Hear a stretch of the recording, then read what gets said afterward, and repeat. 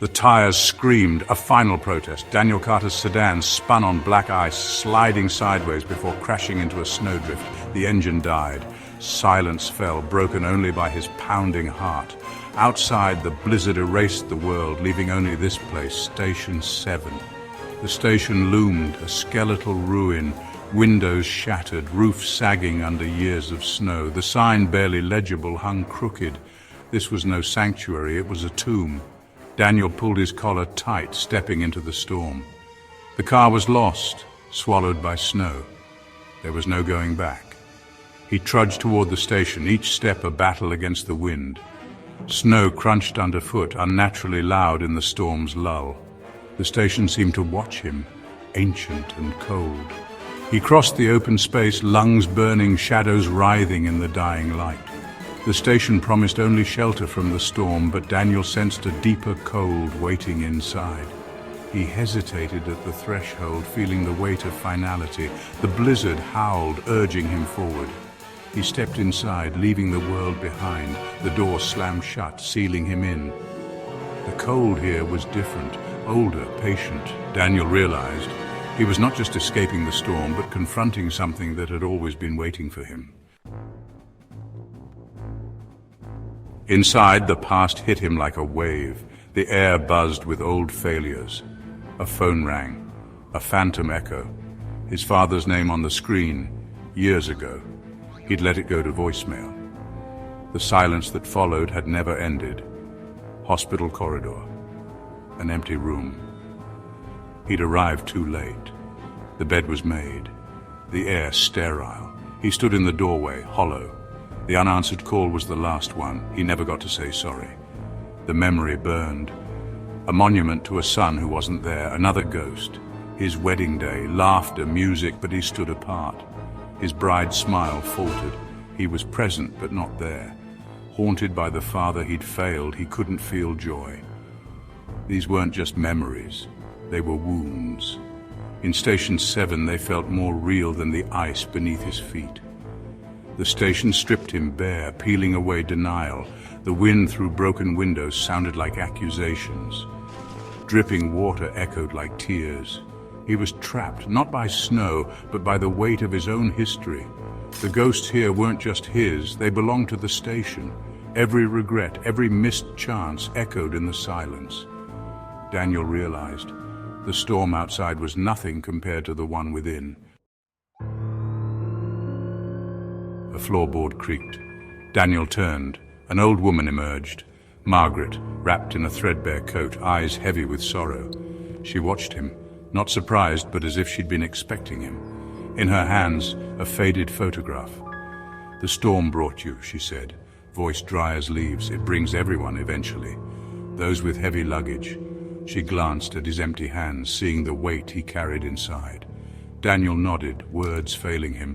"This place holds things," she continued. "Secrets, words left unsaid. They don't disappear, they freeze." She stepped closer, a tear freezing on her cheek.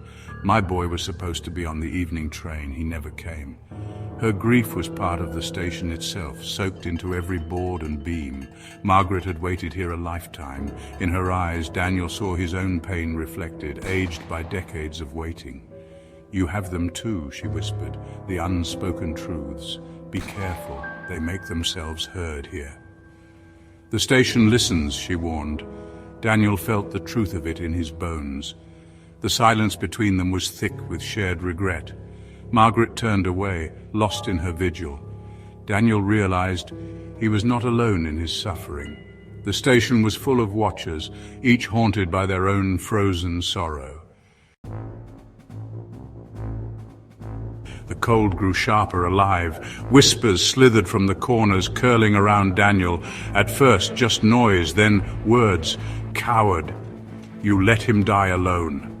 He spun, but saw only shadows. The whispers followed, weaving his failures into the air. "You weren't there. You never are."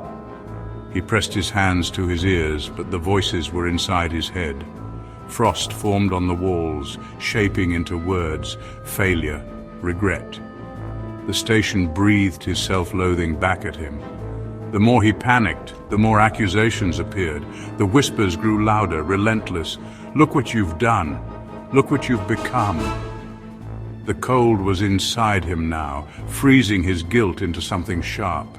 The station was a mirror, reflecting his ugliest truths in ice and sound. He stumbled, breath ragged, surrounded by his own regrets. The walls closed in, covered in crystalline condemnation. The voices became a storm, battering his sanity. He realized escape was impossible without facing the truth. The only way out was through confession. The station demanded it. Another figure shuffled into the light, an old man older than Margaret, leaning on a cane. His face was carved with ancient guilt. He stopped beside a pillar of ice, hand pressed to its surface. Faces were trapped within the ice, regrets, lies, moments of cowardice. Margaret waits for a son who'll never return. I wait to unsay a cruel word. The only way to melt the ice is to speak the truth loudly. Elias looked at Daniel, eyes heavy. The station's curse was clear. Speak or be frozen forever. Elias led Daniel deeper, cane tapping a slow beat. They entered a hall of frozen agony, pillars of ice, each holding moments of regret. The walls were sheets of ice, distorted mirrors. Daniel saw himself, a boy, an old man, a monster. The reflections showed not who he was, but what he feared he'd become. Margaret stood before a pillar, hand pressed to the image of her son. "I said angry things," she whispered. "I never got to take them back." Her confession was too quiet to break the curse. The station demanded more, a scream. The air was thick with unspoken words, a silent chorus of pain. Elias stood by the entrance. "This is the heart of the station, the hall of frozen truths. To leave, you must add your own truth or shatter one." Daniel felt the weight of every soul trapped here. The time for silence was over. The whispers swirled, louder than ever. "Useless son, you failed him." Frosted words grew bold on the walls. His father's face appeared in his mind, the last call unanswered, all the things unsaid pressed on his chest. He staggered to the center, surrounded by frozen pain. The station demanded his secret. "I was afraid," he shouted, voice raw. "Afraid of your judgment. I couldn't be the man you wanted, so I became nothing." Tears froze on his cheeks. That last call, I didn't answer because I couldn't bear to fail you again. His confession echoed, raw and bleeding. A crack split the nearest pillar of ice. It spread, groaning, shattering others. The hall resonated with the sound of breaking ice. The frozen truths were being released. The station's power, built on silence, could not withstand the force of confession. Daniel had finally spoken. The sound was apocalyptic, ice shattering, pillars collapsing. The mirrored walls fractured, Daniel's reflections splintering, the whispers vanished, replaced by the roar of release.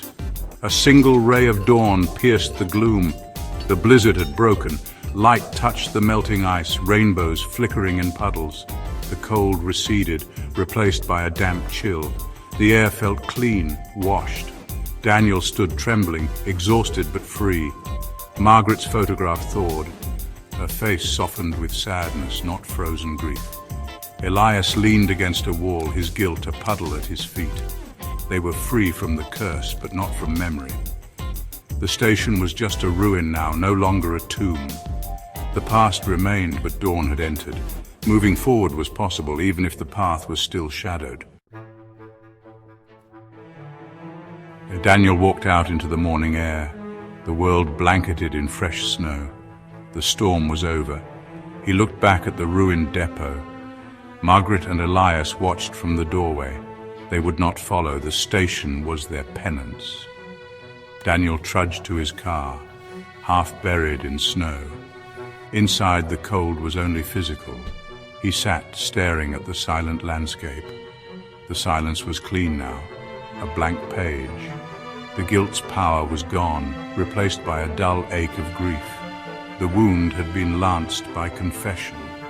He was changed, not healed, but changed. He turned the key. The engine sputtered to life. He had faced the worst of himself and spoken its name. As he drove away, a question lingered. What is heavier? The regret you carry in silence, or the sorrow that remains after the truth is told? The answer, like the dawn, was uncertain. But it was enough to keep moving forward.